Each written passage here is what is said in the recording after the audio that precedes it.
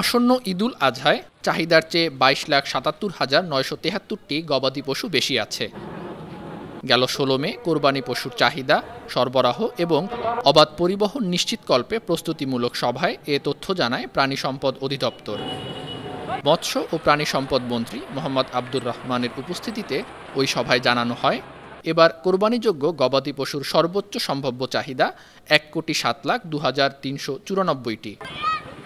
কোরবানির জন্য প্রস্তুত রয়েছে ১,২৯,৮০,৩৬৭টি গবাদি পশু। এর মধ্যে গরু মহিষ রয়েছে ৫৩,৬০,৭৯৬টি, আর ছাগল ও ভেড়া আছে ৭৬,১৭,৮০১টি। এছাড়া উটসহ কোরবানিযোগ্য অন্যান্য পশু আছে ১,৮৫০টি।